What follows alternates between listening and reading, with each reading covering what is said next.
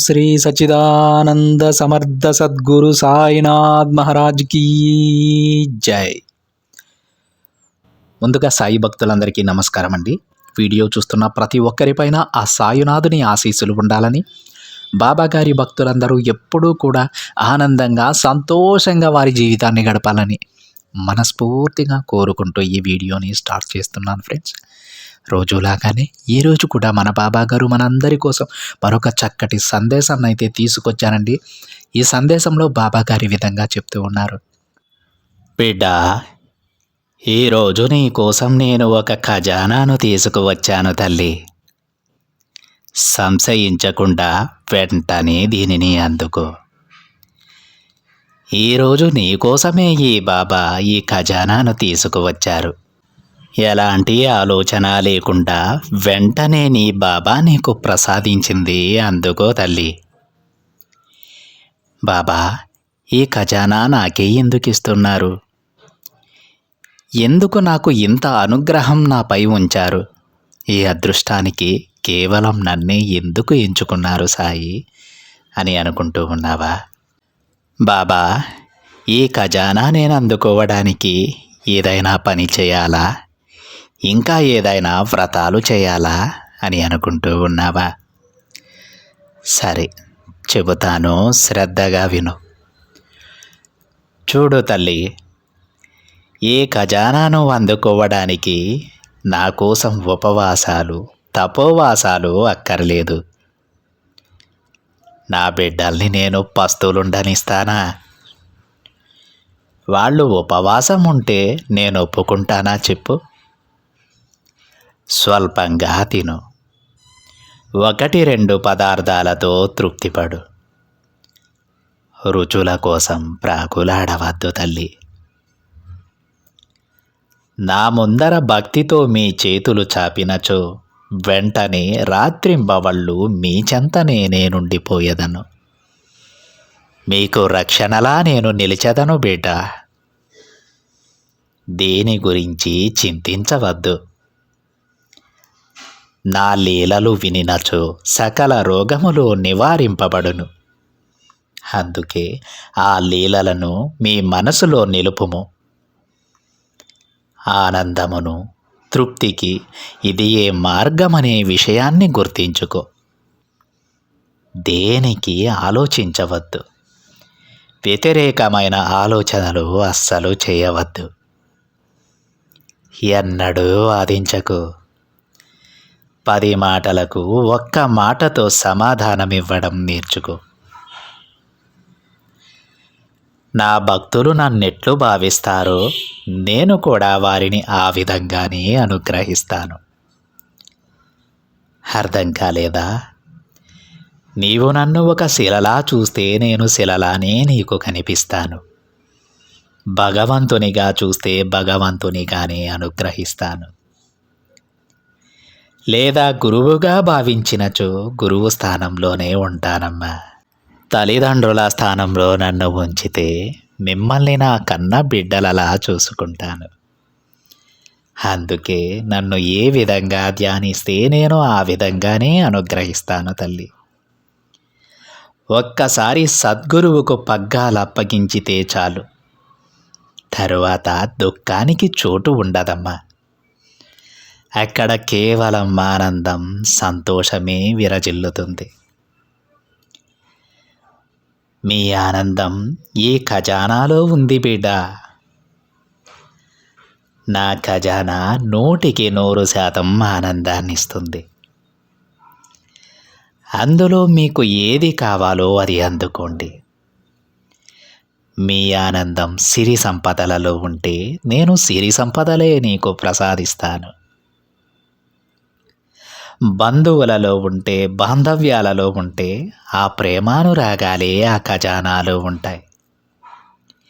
నీ మనసుకి ఏది సంతోషాన్ని కలిగిస్తుందో అది ఈ ఖజానా నిండా నింపి తీసుకువచ్చానమ్మా. వెంటనే అందుకో.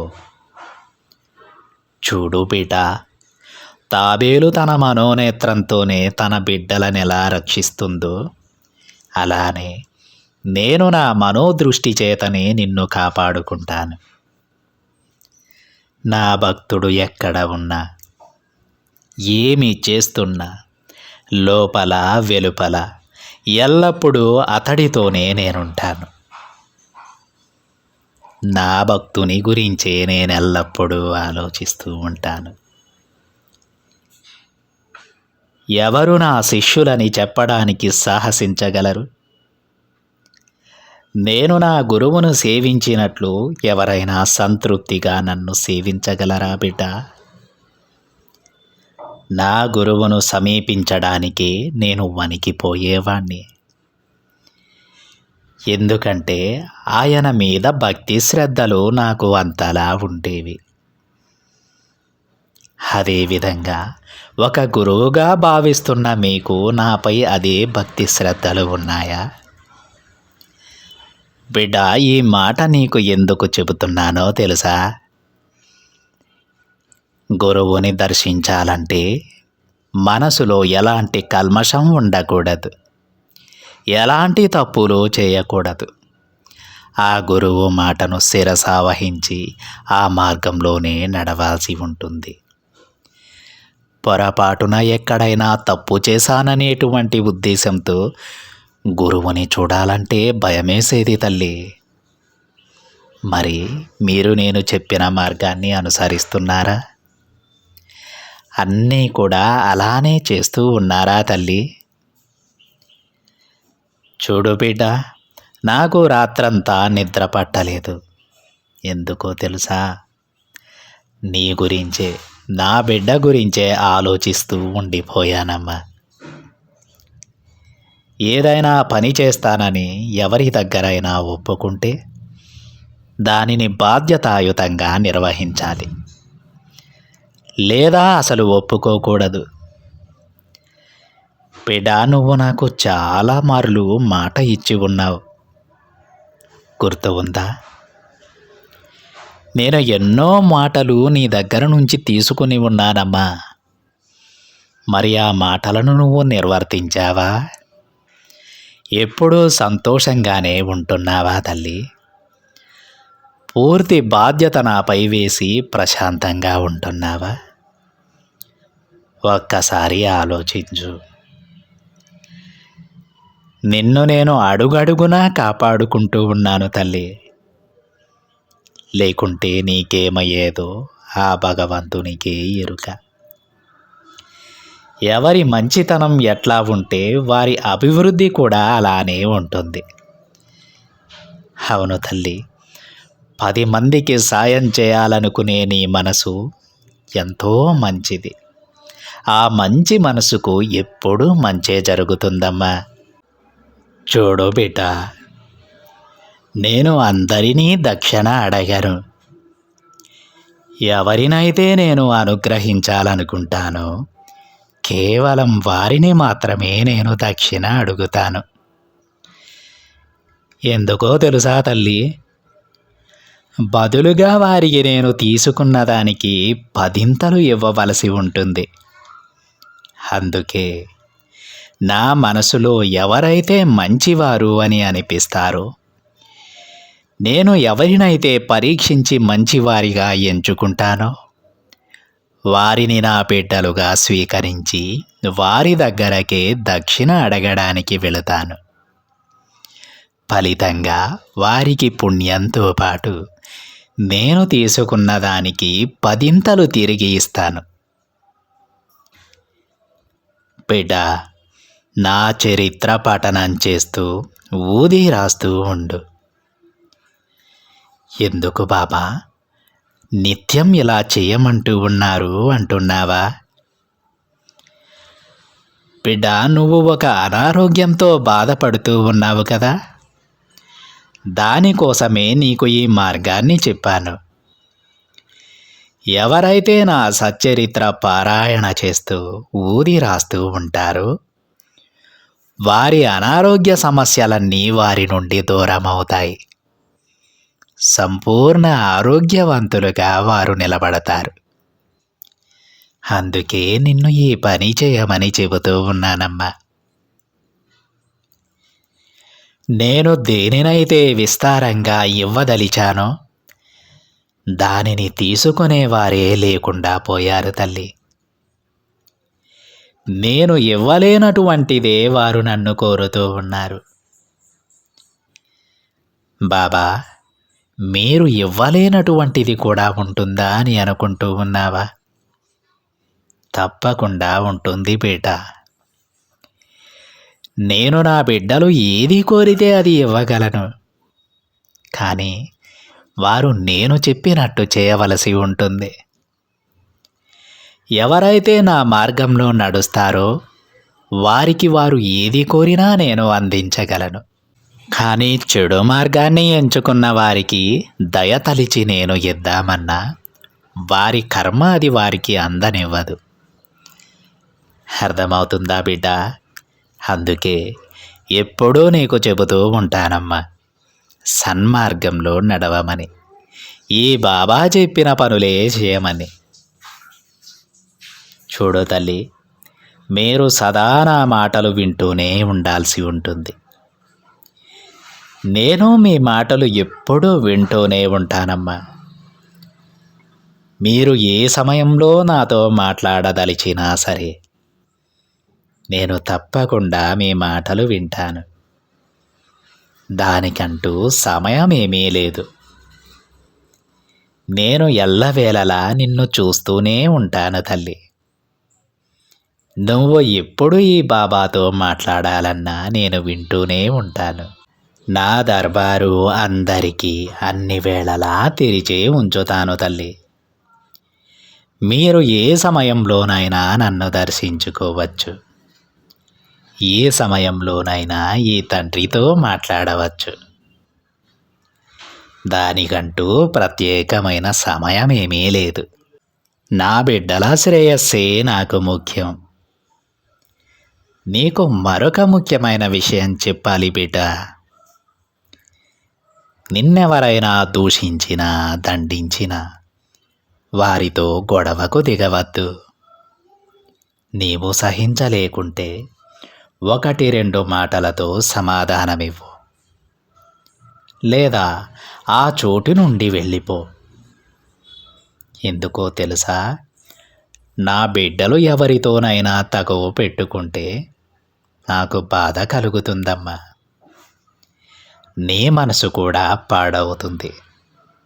అందుకే ఏదైనా సరే సున్నితంగానే పరిష్కరించుకోవాలి. భయపడవద్దు తల్లి. ఈ తండ్రి ఎప్పుడూ నీతోనే ఉంటారు. నన్నెప్పుడు తలుచుకున్నా వచ్చి నీ చెంతనే నేనుండిపోగలను. నీ హృదయమే నాకు కోవెల అని గుర్తించుకో. నీ నిష్ట చెదరకుండా సంరక్షించుకోవలసి ఉంటుంది బిడ్డ. ఇప్పటి వరకు ఎంతో నిష్టగా ఉన్నావు. దానిని చెదిరిపోనివ్వద్దు.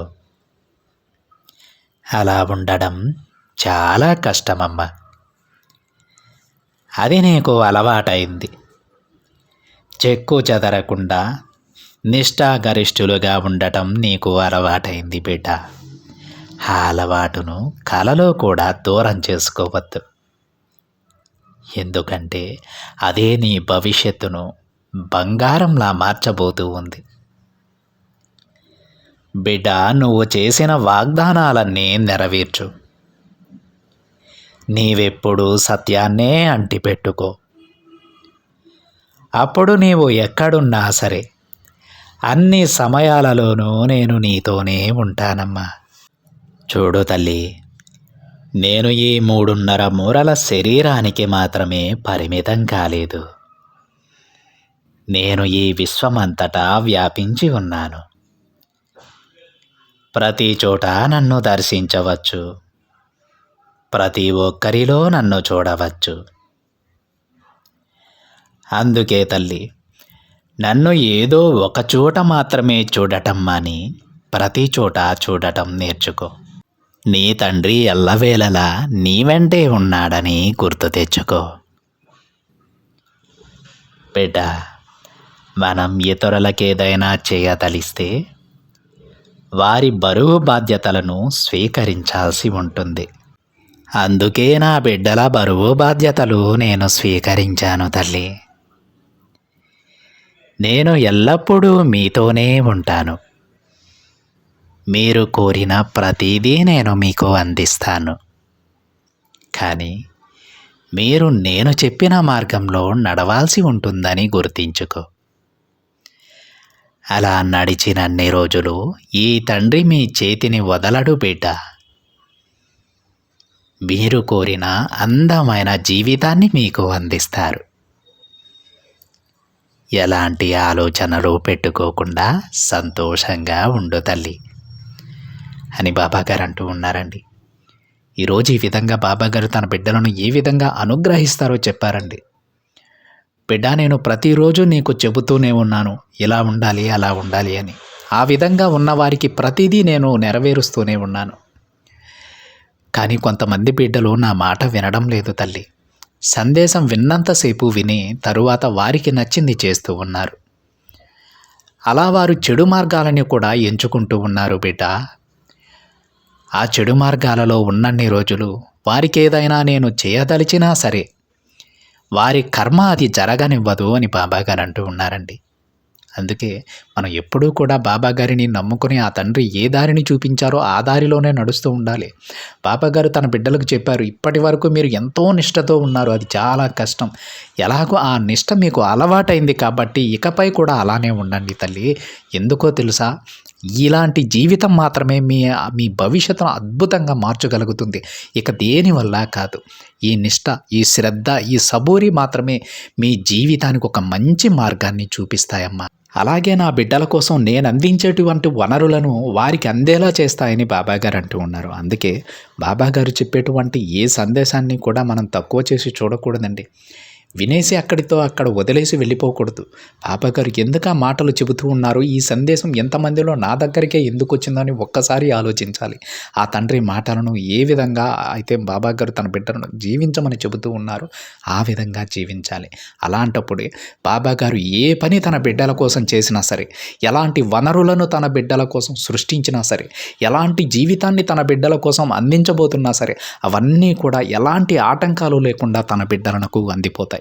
వారి సంతోషమైనా కానివ్వండి, సిరి సంపదలైనా కానివ్వండి, ఆరోగ్యమైనా కానివ్వండి, ఇలా ఏదైనా సరే బాబాగారు తన బిడ్డల కోసం ఇవ్వదలిచినవి ఎలాంటి అడ్డంకులు, ఎలాంటి ఆటంకాలు లేకుండా తన బిడ్డలను చేరిపోతాయి. ఇలా చేరాలంటే మనం బాబాగారు చెప్పినటువంటి ఆ మార్గాన్ని పాటించడం ఒక్కటే మార్గం.